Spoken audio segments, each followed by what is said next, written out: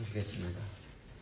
우리 호세아 2장 1절부터 13절까지 회개하라, 그 두 번째 말씀을 보겠습니다.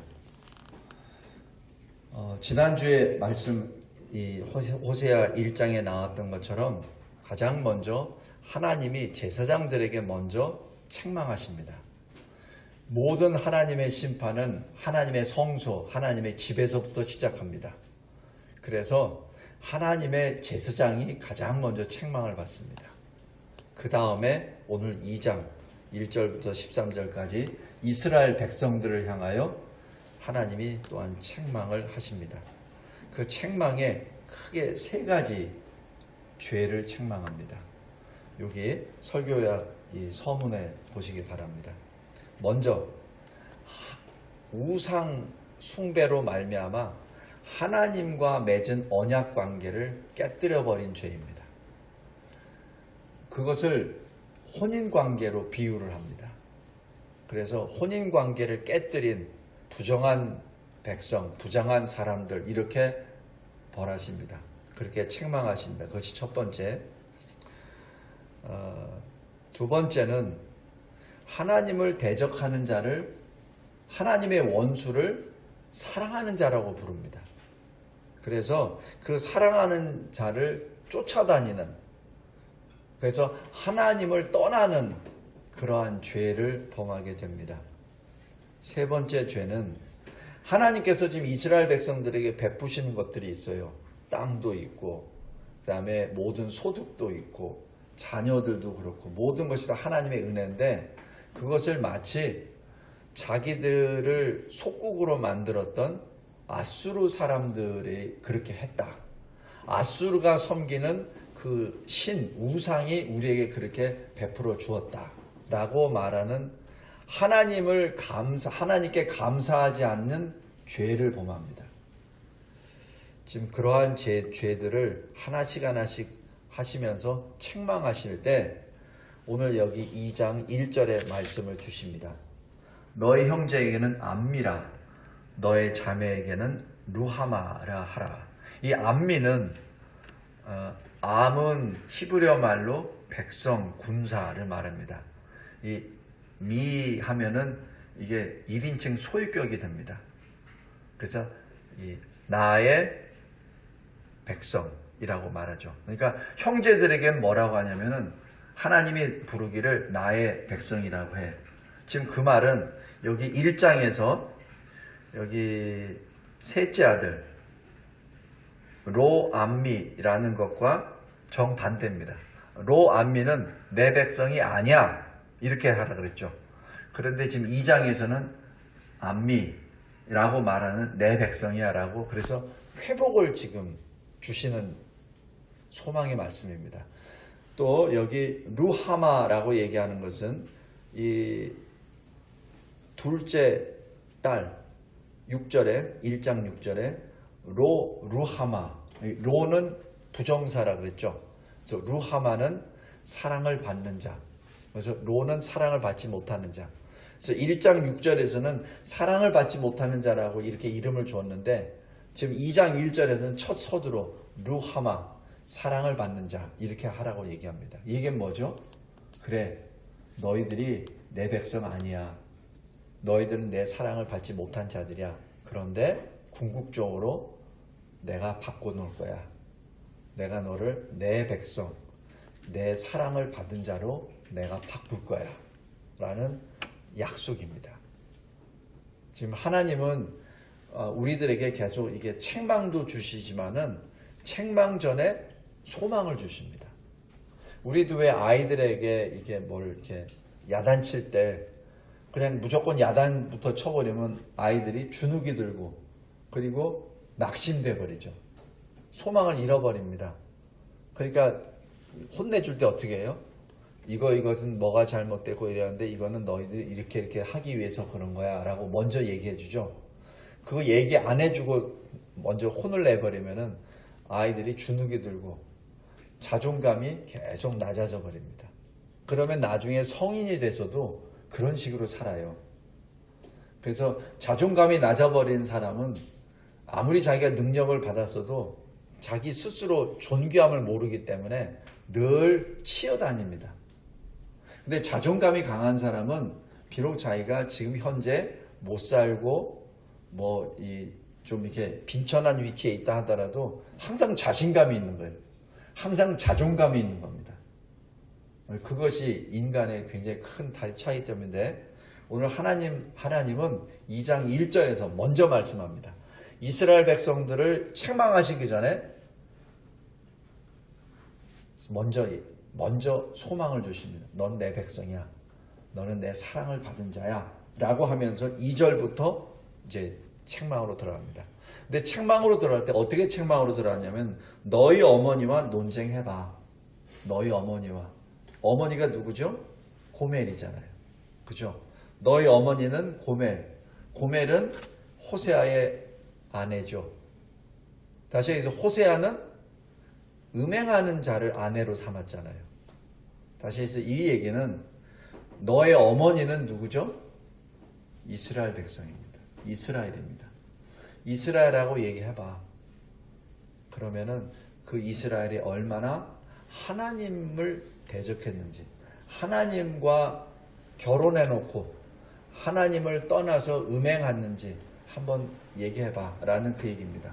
그래서 여기 설교요약 큰 1번에 작은 1번 보십시오.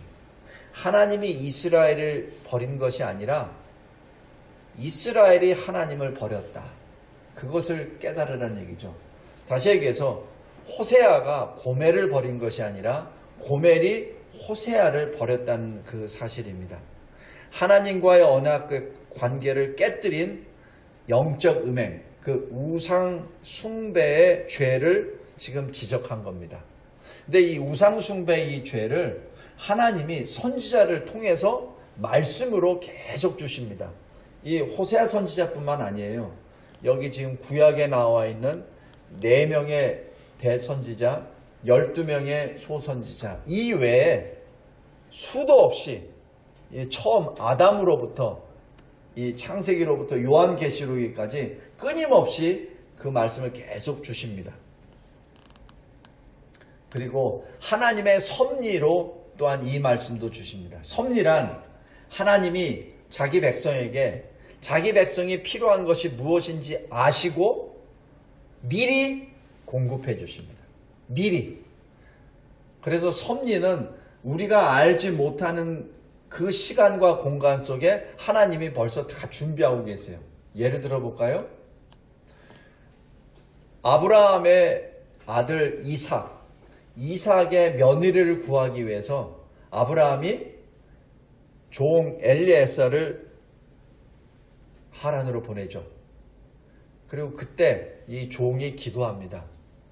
우리 주인의 아들 이삭의 아내감은 이러이러해야 됩니다. 라고 쭉 하고 나에게 은혜를 베풀어 주셔서 형통케 하옵소서 라고 기도가 끝나기도 전에 눈을 들어보니 아리따운 여인이 물동이 들고 척척척척 옵니다. 그죠? 그게 리브가입니다. 그게 섭리입니다. 리브가가 그 엘리에셀 그 아브라함의 종이 기도할 동안에 리브가는 뭐 하고 있었죠? 자기 집에서 벌써 오고 있었다는 얘기입니다. 리브가는 그걸 모르죠. 그리고 기도가 끝날 쯤에 리브가가 바로 이 엘리에셀의 눈에 딱 들어오죠. 그 지점이 오기 위해서는 하나님은 리브가를 먼저 이동시키시죠. 그게 하나님의 섭리입니다. 그러니까 하나님은 우리는 봐서 이렇게 보지만은 그 순간을 위해서 하나님은 미리 일하십니다. 미리 리브가를 그 시간에 그 장소에 오도록 인도해 주십니다. 또 하나 더 예를 들면은 아브라함이 이삭을 번제로 드릴 때 창세기 22장에 그때 시험에 합격하고 이제 이삭을 죽이지 말라고 했을 때 이제 하나님께 예배를 드리기 위해서 아브라함이 눈을 이렇게 돌리죠. 그때 뭐합니까? 순양이 나무에 걸려 있죠. 그게 섭리입니다.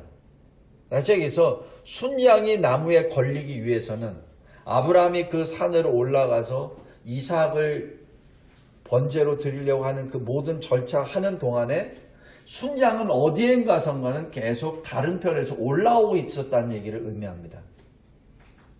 그러니까 하나님은 미리 먼저 그 시간을 내다보시고 아브라함에게 필요한 것을 지금 계속 공급하시죠. 그것이 섭리입니다. 그래서 섭리는 영어로 하면 providence입니다. 그래서 pro는 before, 그 전입니다. 이 vidence에서 vids가 들어가는 것은 바로 vision입니다. 그래서 미리 보여주신다는 얘기고 또는 vide에서 제공한다는 의미가 있습니다. 그래서 이 섭리라고 하는 것은 미리 보시고 그 다음에 제공하신다는 것을 의미합니다. 지금 하나님께서는 지금 선지자를 통하여 하나님의 말씀도 주시고 하나님의 섭리를 통해서 하나님께 계속해서 우상 숭배하지 마라. 하나님을 떠나지 마라. 그리고 하나님께 감사하라 하는 그 말씀을 계속 주세요. 근데 그것을 지금 이스라엘 백성들이 계속 거부했다는 얘기죠. 큰 1번에 작은 2번입니다. 그러한 백성들 앞에 하나님은 뭐를 하시죠? 예레미야 44장 17절 18절에 이렇게 기록합니다. 하나님이 칼과 기근의 징계로 그들을 벌하십니다. 칼은 뭐죠? 전쟁이죠. 기근은 가뭄입니다. 이게 뭐죠? 자연현상이라고 볼 수 있죠. 그러나 자연현상이 아닙니다. 지금 이 우리가 겪고 있는 코로나도 마찬가지입니다. 자연현상이 아니에요. 바로 하나님이 지금 일하시는 과정입니다. 우리 인생 가운데서도 세상이 상상할 수 없는, 내가 예측할 수 없는 일을 당할 때가 있어요.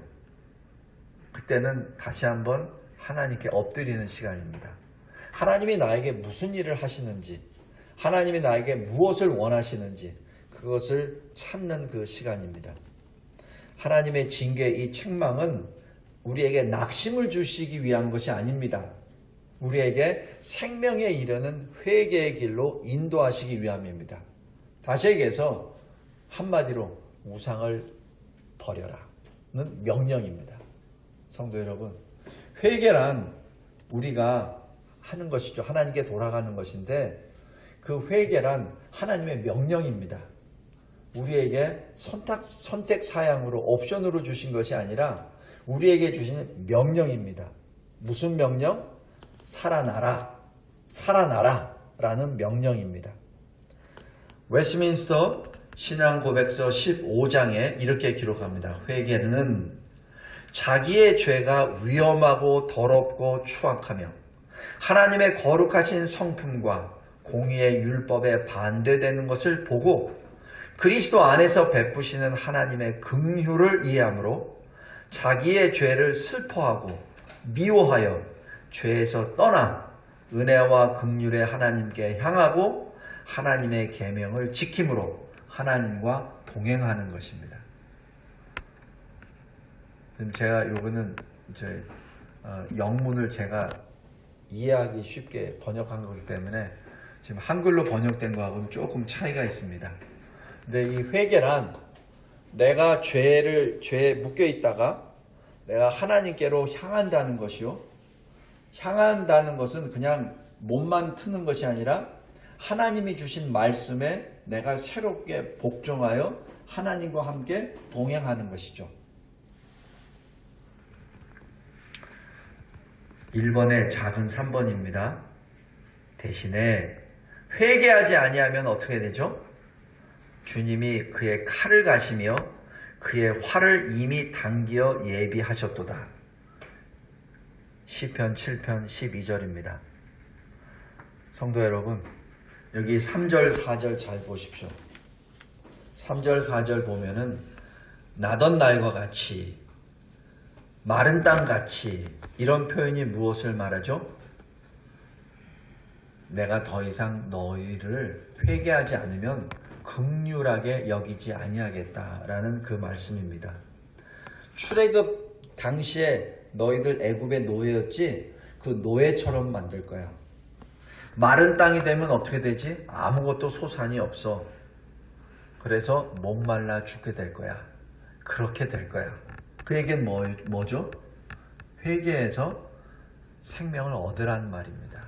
성도 여러분, 하나님이 우리에게 주시는 환난과 고난이 있어요. 시련이 있어요. 그것은 하나님이 우리에게 죽으라고 한 게 아닙니다. 어떤 경우에는 우리에게 불치병을 주시기도 합니다.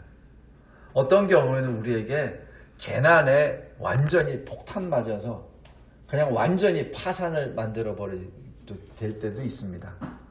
어떤 때에는 내가 그토록 소중히 여기던 내 명예가 완전히 진흙탕에 떨어져서 온갖 욕설을 다 먹을 때가 있어요.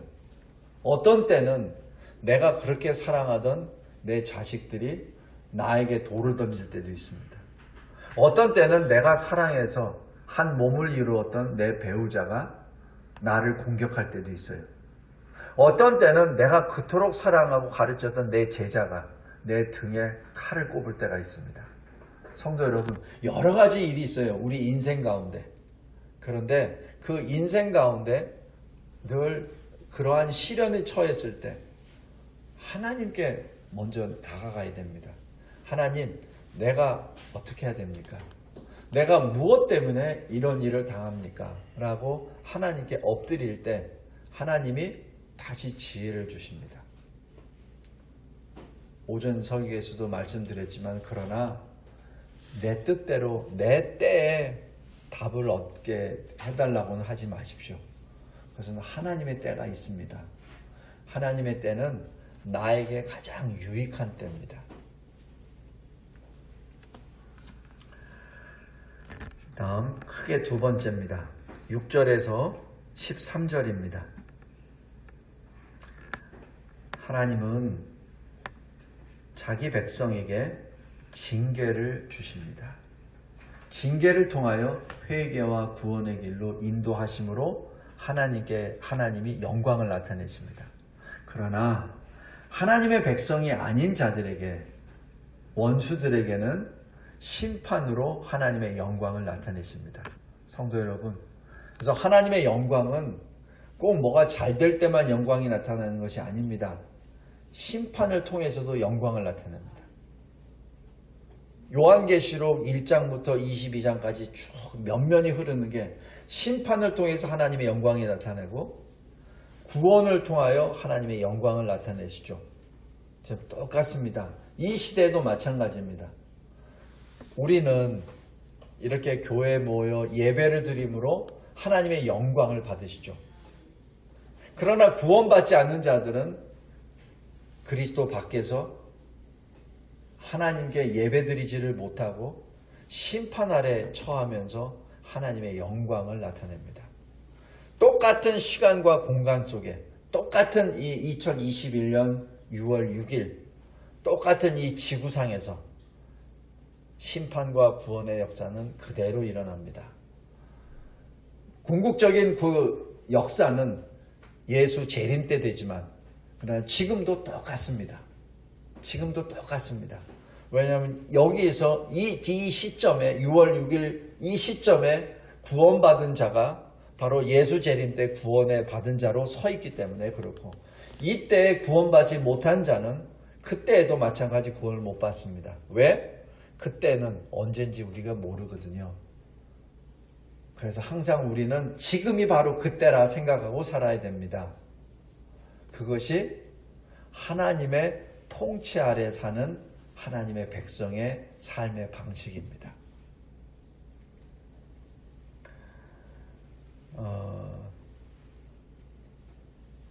여기 큰 2번에 작은 1번 보십시오. 잠언 22장 5절에 이렇게 기록합니다. 패역한 자의 길에는 가시와 올무가 있거니와 영혼을 지키는 자는 이를 멀리 하느니라. 그 다음에 시편 18편 26절입니다. 깨끗한 자에게는 주의 깨끗하심을 보이시며 사악한 자에게는 주의 거스르심을 보이심이라. 이것이 구원받은 자와 그리고 영원한 벌을 받는 자의 그 구별된 모습입니다. 작은 두 번째, 하나님께서는 말씀으로 책망도 하십니다. 그러나 어떤 경우에는 직접 하나님이 우리 인생 가운데 들어오십니다. 직접 들어오십니다. 그래서 직접 개입하십니다.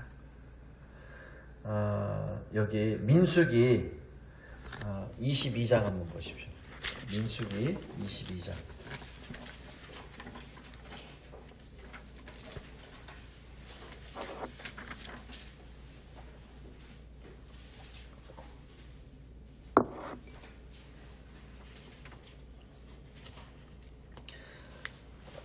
민수기 22장부터 25장까지는 모압 왕 발락이 이 광야에서 행진하고 있는 이스라엘 백성들을 이제 없애려고 하려고 이렇게 하는데 없앨 방도가 없어요. 낮에는 구름 기둥이, 이 구름이라는 것이 보통 구름이 아닙니다. 보통 우리가 보고 있는 이 구름 덩어리의 그 크기는 우리 한반도만 않습니다. 구름 크기가 굉장히 커요. 그래서 남자만 20세 이상이 60만이잖아요. 그러면은 그게 그쪽 자녀들까지 가족까지 합치면 200만에서 300만입니다. 가축들까지 다 있어요. 그들을 다 덮는 구름입니다. 그죠? 어마어마한 구름, 큰 구름이에요. 그 다음에 밤에는 불기둥이 있습니다. 그러니까 그 불기둥으로 인해서 야생 짐승들이, 동물들이 엄접을 못하죠. 그리고 추위에 따뜻함을 하죠. 그러니까 그것을 모압 왕이 산 위에서 보고 있는 겁니다. 두렵죠. 두렵습니다. 구름과 불이 지켜주고 있는 저 백성들을 어떻게 공격한단 말입니까? 두려워요. 만약에 저 무리가 그냥 짐승들하고 합치면은 그게 한 300만, 400만인데, 그죠? 그 무리가 자기네 이 영토로 들어온다고 생각해 보십시오. 멸망이죠. 바로 그 두려움 때문에 이 모압 왕은 어떻게 해야 저 이스라엘을 없앨 수 있을까 고민하다가 당시에 소위 선지자로 유명해졌던 발람을 고용을 하죠. 그래서 발람에게 말을 합니다. 내가 돈을 이만큼을 줄 테니까 저들을 저주하라. 그래서 그 방법이라고 모압 왕이 이렇게 말합니다. 이럴 때 여기 22장 12절 보십시오. 발람이 하나님께 그래도 나름대로 기도해요. 근데 하나님이 뭐라고 하냐면 너는 그들과 함께 가지도 말고 그 백성을 저주하지도 말라. 그들은 복을 받은 자들이니라. 복을 받을 자가 아니라 이미 받은 자들이야. 그렇기 때문에 네가 아무리 해도 너는 소용없어. 그러니까 가지 마. 이렇게 말씀합니다. 이럴 때 13절에 보세요. 발람이 아침에 일어나서 발락의 귀족들에게 말합니다. 여호와께서 내가 너희와 함께 가기를 허락하지 아니하시느니라. 이래서 거절합니다. 그러자 15절에 발락이 더 높은 자기 신하를 보내요. 아마 더 보낸다는 얘기는 더 많은 약속을 가지고 간다는 얘기죠. 금품을 가지고. 그러자 이 발람이 여기 20절에 또 말하죠. 하나님 어떻게 해야 됩니까? 그러니까 20절에 밤에 하나님이 발람에게 말씀하십니다. 그 사람들이 너를 부르러 왔거든 일어나 함께 가라. 그러나 내가 네게 이르는 말만 준행할지니라. 이 언뜻 보면은 발람은 굉장히 선한 선지자예요. 무슨 일이 있으면은 하나님께 고하고 하나님이 지시하는 대로 행하고, 그죠? 그래서 어떻게 합니까? 21절 발람이 아침에 일어나서 같이 갑니다. 그러니까 하나님이 허용해 주셨으니까 가는 거잖아요. 그죠? 그런데 문제가 발생됐습니다. 여기 24절에 여호와의 사자가 섭니다. 근데 이 발람을 태우고 갔던 나귀가 여호와의 사자를 보고 25절에 이 몸을 담에 기대버립니다. 이거 안 가려고 그러는 거예요. 그러니까 몸을 담에다 대니까 그 발람의 발이 담에 끼어버리죠.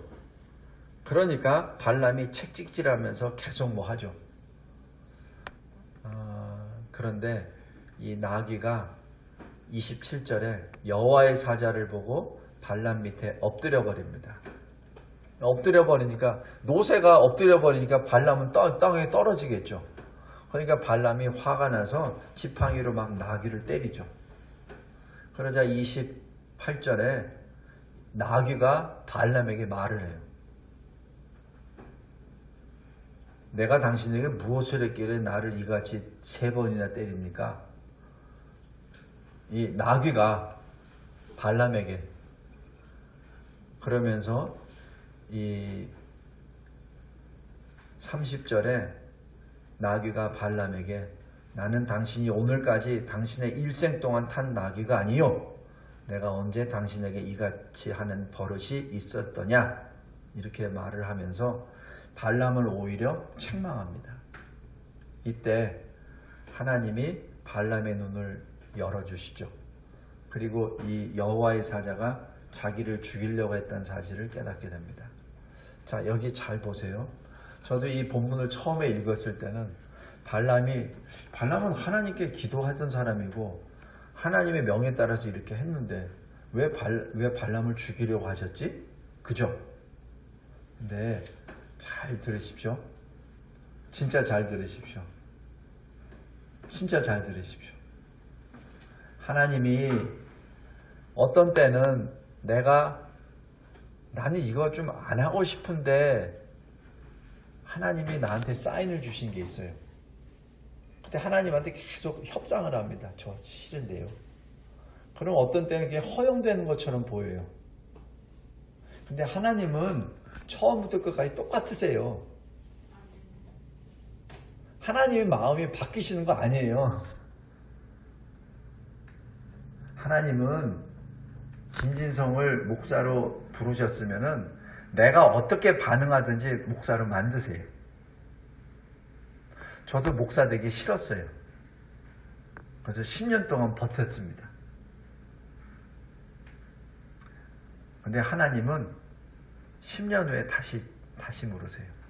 하나님이 계획을 늦추신 것이 아니라 하나님은 저에게 계속해서 지금 명령하시는 겁니다. 내가 그걸 거부했죠. 지금 발람도 마찬가지예요. 하나님이 뭐 하셨어요? 가지 마. 저주하지 마. 그들은 이미 복을 받은 사람들이야. 그건 뭐예요? 내가 이미 복을 준 사람이야. 이미 내가 복을 준 사람에게 네가 어떻게 저주를 할 수 있어? 지금 그 말씀이에요. 그죠? 근데 발람이 돈의 유혹을 받아가지고 하나님 그런데요 또 왔는데요? 이렇게 얘기합니다. 그때 하나님 뭐라고 하시죠? 이때 여기 하나님의 성품이 나옵니다. 그래 함께 가. 그러나 너는 내가 너에게 주는 말만 해. 성도 여러분, 하나님이 우리에게 어떤 말씀을 주시거나 아니면 사인을 주실 때 즉각적으로 순종하시기 바랍니다. 자꾸 내 생각으로 뭘 해서 이거는 이렇게 하면 되지 않나요? 뭐 이렇게 할 수 있지 않나요? 이렇게 생각하지 마세요. 하나님의 뜻은 바뀐 게 아니에요. 단지 우리가 너무 완악하기 때문에 하나님께서 그냥 표현을 그렇게 해주신 겁니다. 하나님의 본 마음은 너 따라가면 너 죽어. 지금 그 얘기입니다. 여기 다시 설교약을 보겠습니다. 큰 입원에 작은 입원.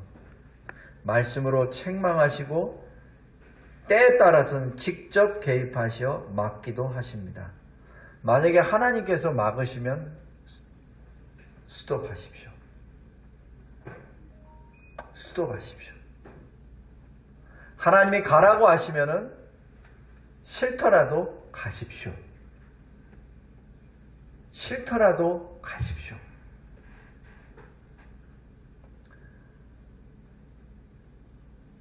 그것이 하나님 앞에 하나님의 마음에 합한 순종입니다. 그러한 하나님 앞에 순종하지 아니하는 그 행실을 막음으로 교만을 꺾게 됩니다. 그것이 욥기 33장 17절입니다. 우리 돌아온 탕자 아시죠? 돌아온 탕자 이야기도 마찬가지입니다. 하나님의 섭리입니다. 자기 아버지를 떠날 때 유산 달라고 그러고, 유산은 죽은 다음에 받는 건데 아버지가 시퍼렇게 살아계시는데 유산 달라고 그러고, 그리고 아버지 밑에 있으면은 또 하나님이 어떻고 또 교회 나가라고 하는 게 어떻고, 그러니까 그냥 멀리 떠나버립니다. 멀리 떠나서 자기가 하고 싶은 거 다 하죠. 근데 나중에 어떻게 되죠? 돼지처럼 돼지가 먹는 것을 겨우 먹을 정도가 돼버리죠. 그것이 하나님의 개입과 섭리입니다. 그랬을 때 어떻게 하죠? 그 탕자가 자기 위치로 돌아가죠. 자기 아버지께로 돌아갑니다. 이것이 회개입니다. 회개란 원래 내가 있을 자리, 내 자리로 돌아가는 게 회개입니다. 내 자리는 하나님 품입니다. 하나님을 떠나면 죄입니다. 근데 내가 하나님께로 돌아가는 것, 내 자리로 돌아가는 거예요. 성도 여러분, 하나님께 돌아가는 것이 우리의 본분입니다. 내 남편으로 돌아가는 거죠. 고멜이 호세아에게 돌아가는 겁니다. 이스라엘이 하나님께 돌아가는 거예요. 그것이 회개입니다. 큰 이번의 작은 삶은 하나님의 손에서 건져낼 자가 없습니다. 10절입니다. 감히 하나님의 전능하신 창조주 하나님 손에서 뺏어갈 자가 없다는 얘기예요. 거역할 자가 없다는 얘기입니다. 하나님의 말씀을 순종하지 아니하고 하나님의 곁을 떠났을 때는 기쁨과 즐거움이 사라져버립니다. 그들이 아무리 재물을 가지고 하나님께 예배를 드린다 하더라도 그것은 헛된 것이 되어버립니다. 왜냐하면 하나님이 그 모든 것들을 폐하시기 때문에 그렇습니다. 11절. 그리고 하나님께서는 하나님의 섭리로 주신 그 포도나무와 무화과나무 그 자체를 지금 하나님이 주신 것도 깨닫지 못하고 자기를 공격하는 아수르의 우상이 줬다고 생각해서 절하는 그 사람들에게 모든 것을 다 빼앗아 버리십니다. 그리고 오늘 13절 바알들을 섬긴 그 시일대로 벌을 받게 됩니다. 우리 민수기 14장 한번 다시 보겠습니다. 민수기 14장.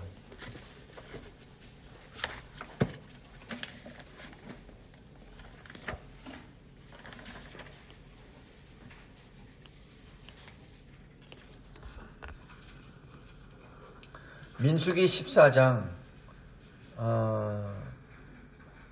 28절 보십시오. 하나님께서 이스라엘이 이제 저 약속의 땅 가나안 땅을 들어가기 전에 정탐꾼을 이제 세워서 보내죠. 그 정탐꾼이 갔다 와서 보고합니다. 땅 다 좋아. 다 좋아. 근데 거기 거인들이 있어. 그래서 우리는 그들 앞에 메뚜기와 같은 존재야. 이렇게 보고합니다. 그러고 나니까 백성들이 뭐하죠? 슬퍼하고 원망해버립니다. 우리를 지금 메뚜기처럼 죽이려고 애굽에서 우리를 이렇게 끄집어낸 거야 라고 하면서 하나님이 주신 약속의 땅, 그 약속을 지금 멸시합니다. 원망하죠? 이럴 때 이 하나님의 말씀이 임하십니다. 여기 32절, 33절, 34절입니다. 제가 읽겠습니다. 너희의 시체는 이 광야에 엎드러질 것이요 너희의 자녀들은 너희 반역한 죄를 지고 너희의 시체가 광야에서 소멸되기까지 40년을 광야에서 방황하는 자가 되리라. 너희는 그 땅을 정탐한 날 수인 40일의 하루를 1년으로 쳐서 그 40년간 너희의 죄악을 담당할지니 너희는 그제서야 내가 싫어하면 어떻게 되는지를 알리라 하셨다 하라. 지금 이 말씀과 똑같은 것이 지금 이 호세아 2장 13절입니다. 너희들이 바알을 섬긴 그 시일 그대로 내가 그에게 벌을 주리라. 성도 여러분, 여기 큰 2번에 작은 5번입니다. 주께서 그 사랑하시는 자를 징계하심으로 주의 거룩하심에 참여하여 의와 평강의 열매를 맺게 하십니다. 히브리서 12장 말씀입니다. 하나님은 하나님이 사랑하시는 자들에게 그 자들이 시험과 그리고 하나님의 뜻에 위배되는 일을 했을 때, 하나님을 거부할 때 그들을 내버려 두시는 것이 아니라 그들에게 징계 막대기를 드십니다. 그 징계를 통하여 거룩에 참여할 수 있도록, 하나님의 거룩에 참여할 수 있도록 인도해 주십니다. 이것이 바로 회개입니다. 그래서 그 결과 어떻게 되죠? 의와 평강의 열매를 맺게 하십니다. 말씀을 맺겠습니다. 로마서 8장 21절, 썩어짐의 종노릇 한 데서 해방되어 하나님의 자녀들의 영광의 자유에 이르는 것이니라. 이것이 회개입니다. 호세아, 구원입니다. 호세아는 자기의 일생을 하나님께 드리며 하나님의 말씀을 선포하는 그릇으로 쓰임을 받는 것을 아멘으로 받습니다. 그래서 자기 아내를, 음행하는 자를 아내로 삼고 새 아이의 이름을 참으로 하나님이 흩으셨다. 이스라엘, 내 백성이 아니다. 로암미, 내가 사랑하지 않는다. 로루하마라는 그 이름을 짓도록 하십니다. 그러나 그 하나님의 마음은 그 부정사를 다 빼는 것이죠. 암미, 내 백성이야. 너희는 내가 사랑을 내가 준 자들이야. 라는 것을 하는 것이죠. 지금 이 호세아서 지금 계속해서 나타나는 것은 우리에게 굉장히 무거운 말씀입니다. 그러나 실은 그 무거운 말씀 뒤에, 아니 그 뿌리에는 하나님의 사랑이 들어 있습니다. 그 사랑을 우리에게 계속 지금 선포하고 계시는 겁니다. 성도 여러분, 이 시대에 우리가 맡고 있는 이 코로나 이 사태가 그냥 단순히 코로나를 없애주세요라는 그 기도, 1차원 기도를 떠나서 하나님, 이 코로나를 통해서 내가 어떻게 변화되어야 됩니까? 이 교회가 어떻게 변화되어야 됩니까? 이 나라가 어떻게 변화되어야 됩니까? 라고 기도하시는 우리가 되길 바랍니다. 또 이 코로나 사태뿐만 아니라 우리 각자의 인생에 처한 여러 가지 시련과 환난을 통해서 하나님, 나에게 닥친 이 고난을 어떻게 해야 하나님의 뜻에 합한 생명에 이르는 회개의 길로 걸어가는지 나를 인도해 주소서. 그렇게 기도하시기 바랍니다. 그냥 단말마적으로 나 힘드니까 나 이거 힘든 거 없애주세요. 주여 내 눈물을 닦아주세요. 주여 내 배고프니까 배 좀 채워주세요. 주여 내가 마스크 쓴 게 답답하니까 코로나 좀 해결해 주세요. 이러한 1차원적인 기도가 아니라 하나님이 나에게 무엇을 원하시는지 그것을 알게 해주세요. 그래서 내가 하나님의 마음에 합한 자가 되게 해주세요. 그렇게 기도합시다. 기도하겠습니다. 하나님 아버지, 감사하고 감사합니다. 늘 하나님이 저희들에게 주시는 그 말씀은 듣기는 쉬우나 실천하기가 그렇게 쉽지 않음을 고백합니다. 그러나 주님께서는 우리를 늘 말씀으로 책망하여 주시고 그 책망을 통하여 회개에 이르게 하여 주시고 바르게 고치게 하여 주시고 또 우리가 다시 옛사람으로 돌아갈 때 다시 진리 되신 교훈 말씀을 주셔서 다시 우리의 마음을 찌르게 하여 주시고 다시 주께로 돌아오는 그러한 회개의 역사를 허락해 주심에 진심으로 감사합니다. 호세아 2장을 통하여 내가 과연 참으로 음행하는 아내라는 사실을 알려주심에 감사하며 늘 주님 앞에 말씀의 순종으로 나아가 하나님이 기뻐하시는 성결한 신부의 모습을 되찾게 하여 주옵소서. 신부의 모습으로 주님께 기쁨이 되는 이 교회가 되게 하여 주옵소서. 거룩한 성 예루살렘 성이 하늘로부터 내려올 때 그 모습처럼 이 대한민국이 하나님의 그 거룩한 땅, 우리 주님 다시 강림하실 때 기쁨과 찬양이 넘치는 거룩한 이 땅이 되게 하여 주옵소서. 깨어 주님께 회개하는 대한민국 교회가 되게 하여 주옵소서. 고난 가운데 주님의 보이지 아니하는 섭리의 손을 깨달아 알고 하나님께 더 가까이 나아가는 우리 각자 인생이 되게 하옵소서. 예수 그리스도의 이름으로 기도드리옵나이다. 아멘.